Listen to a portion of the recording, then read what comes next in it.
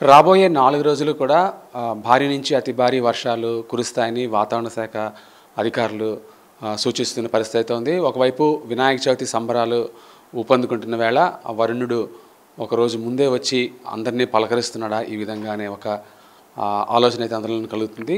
అయితే విశాఖలోని తుఫాను హెచ్చరికల కేంద్రం లో ప్రస్తుతం మనం ఉన్నాము. ఇక్కడ సీనియర్ ఆఫీసర్ జగన్నాథ్ కుమార్ గారు ఉన్నారు మనతో. ఆయన అడిగి మనుషులు తెలుస్తున్నాం. ఈసారి వినాయక చవితికి వరుణుడి ప్రతాపం ఏ విధంగా ఉండబోతుంది, సవ్యంగా చవితి పండుగను చేసుకొని ఇస్తాడా లేదా అనేది ఒకసారి ఆయన్ని అడిగి తెలుస్తుంది. సార్, అందరూ వినాయక చవితి మూడులో ఉన్నారు, వరుణదేవుడు పిలవకుండానే వచ్చాడు అన్నట్టుగా అనిపిస్తుంది. ఏంటి సార్, ఏం జరుగుతుంది అసలు? ఎప్పుడు లేనట్టుగా వినాయక చవితికి ఇంత ప్రభావం ఏంటి? ఒకటి, వినాయక చవితి అన్నది మన నైరుతి ఋతుపవన సీజన్ సమయంలోనే వస్తుంది, అది ఒక కారణం. రెండవది, ప్రతి సందర్భంలో ఇంత వర్షపాతం ఉండకపోవచ్చు, చిరుజల్లు లేకపోవచ్చు. కానీ ఈసారి మీకు వారం రోజుల క్రితం నుంచి చెప్పుకున్నట్లుగానే వాయువ్య బంగాళాఖాత పరిసర ప్రాంతాల్లో 24 నుంచి 27 మధ్య అల్పపీడనం ఏర్పడే అవకాశం ఉన్నట్లు ముందస్తుగానే తెలియజేశాం.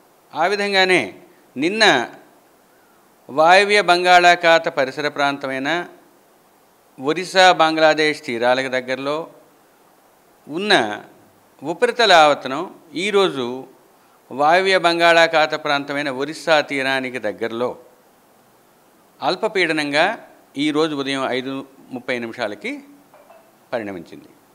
దీనికి అనుబంధంగా ఒక ఉపరితల ఆవర్తనం ఉంది. ముఖ్యంగా ఇప్పుడు ప్రస్తుతం వాయువ్య బంగాళాఖాత పరిసర ప్రాంతమైన ఒరిస్సా తీరానికి దగ్గరలో 7.6 కిలోమీటర్ల ఎత్తు వరకు ఈ అల్పపీడనంతో అనుబంధంగా ఉపరితల ఆవర్తనం కూడా కొనసాగుతూ నైరుతి దిశకు వంగి ఉన్నది.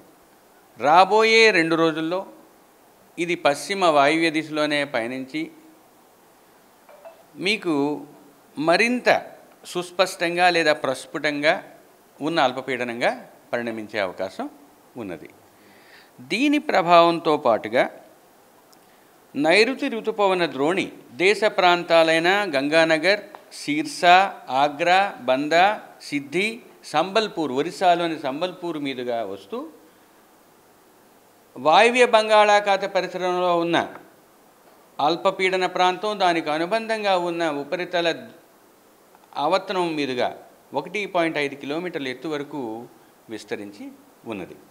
ఈ కారణాల వల్ల రాష్ట్రంలో రాబోయే వారం రోజులు జల్లులు ఉన్నప్పటికీ మొదటి రోజు రేపు విస్తృతంగా వర్షాలు పడే అవకాశం ఉంది. ముఖ్యంగా ఈరోజు ఉత్తర కోస్తాలో అత్యధిక ప్రాంతాలలో తేలికపాటి నుంచి మోస్తరు వర్షపాతం నమోదయ్యే అవకాశం ఉంది.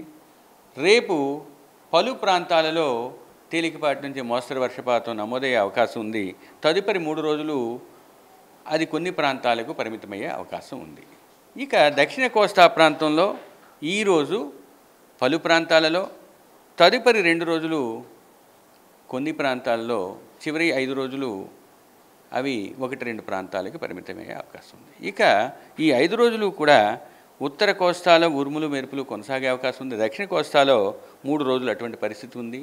తరువాత సుస్థిరమైన, బలమైన, సుస్పష్టమైన గాలులు నైరుతి దిశ నుంచి వీచే అవకాశం ఉంది. అది 40 నుంచి 50 కిలోమీటర్ల వేగంతో ఆ ధృతి కొనసాగే అవకాశం రాబోయే 3 రోజులు ఉంది.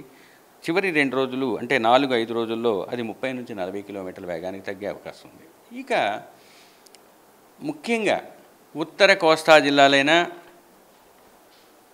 శ్రీకాకుళం, విజయనగరం, విశాఖపట్నం, అనకాపల్లి, కాకినాడతో పాటుగా అల్లూరు సీతారామరాజు జిల్లాల్లోని 1-2 చోట్ల ఈ 24 గంటల్లో భారీ నుంచి అతి భారీ వర్షపాతం నమోదయ్యే అవకాశం ఉంది. ఇక ఉత్తర కోస్తా జిల్లాలే అయిన పార్వతీపురం, మన్యం, కోనసీమ, తూర్పుగోదావరి, ఏలూరు జిల్లాల్లోని 1-2 చోట్ల భారీ వర్షపాతం రాబోయే 24 గంటల్లో ఉండే అవకాశం ఉంది. ఇక రెండవ రోజు అల్లూరి సీతారామరాజు, ఏలూరు జిల్లాల్లోని 2-3 రోజుల్లో భారీ వర్షపాతం 1-2 చోట్ల నమోదయ్యే అవకాశం ఉంది. ఇక తీరం వెంబడి, తీరం ఆవల ఈరోజు ఉత్తర కోస్తా తీరానికి వెంబడి, తీరం ఆవల 40 నుంచి 50 కిలోమీటర్లు, గరిష్టంగా 60 కిలోమీటర్ల వేగంతో ఈదురుగాలు వీచే అవకాశం ఉంది. ఇక తదుపరి 3 రోజులు ఉత్తర కోస్తా తీరంతో పాటు దానికి ఆనుకుని ఉన్న దక్షిణ కోస్తా జిల్లాల్లో కూడా ఆ తీరంలో కూడా 40 నుంచి 50 కిలోమీటర్లు, గరిష్టంగా 60 కిలోమీటర్ల వేగంతో ఎదురుగాలు వీచే అవకాశం ఉంది. 5వ రోజు మళ్ళీ ఉత్తర కోస్తా జిల్లాల్లో మాత్రమే దానికి ఆనుకుని ఉన్న తీరం వెంబడి తీరం ఆవలా కూడా ఇటువంటి పరిస్థితి ఉండడం వలన రాబోయే 5 రోజులు కూడా మత్స్యకారులు వేటకు వెళ్ళవద్దని, ఆయా ప్రాంతాల్లో ఆయా తేదీల్లో సూచించిన ప్రాంతాల్లో వెళ్ళకూడదని హెచ్చరికలు జారీ చేయడం జరిగింది.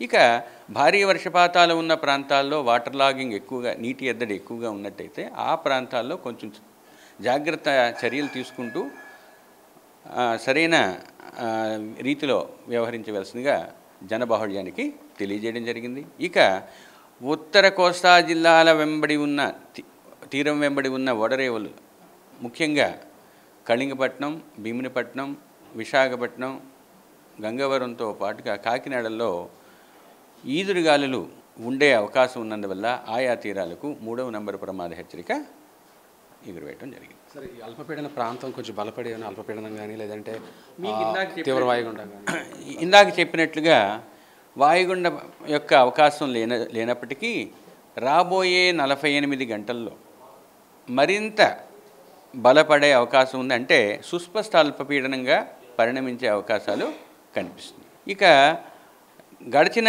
24 గంటల్లో శ్రీకాకుళం జిల్లాలోని కళింగపట్నంలో 10 సెంటీమీటర్లు, విజయనగరం జిల్లా పూసపాటిరేగలో 7 సెంటీమీటర్ల భారీ వర్షపాతం నమోదైంది. రాష్ట్రం అంతా కూడా పలు ప్రాంతాల్లో తేలికపాటి నుంచి మోస్తరు వర్షపాతాలు నమోదయ్యాయి. సరే, గతంలో ఎప్పుడైనా సరే అన్ని ఉపరితల ఆవర్తనాలు కానీ, సైక్లోనిక్ సర్క్యులేషన్స్ కానీ, అల్పపీడన ప్రాంతాలు కానీ ఒకేసారి వచ్చిన సందర్భంలో లాస్ట్ కొన్నేళ్లలో మీరు చూసినట్టయితే ఆగస్టు సెప్టెంబర్లో వరుసగా వస్తూనే ఉన్నాయి. అంతకుముందు కూడా వచ్చే అవకాశం ఉంటుంది. ధన్యవాదాలు. ప్రతి సంవత్సరం అటువంటి పరిస్థితి లేకపోవచ్చు, కానీ కొన్ని సందర్భాల్లో వాటిని కండ్యూసివ్ కండిషన్స్ ఉన్నట్టయితే, అనుకూల పరిస్థితులు ఉన్నట్టయితే అది జరిగే అవకాశం ఉంటుంది. ధన్యవాదాలు.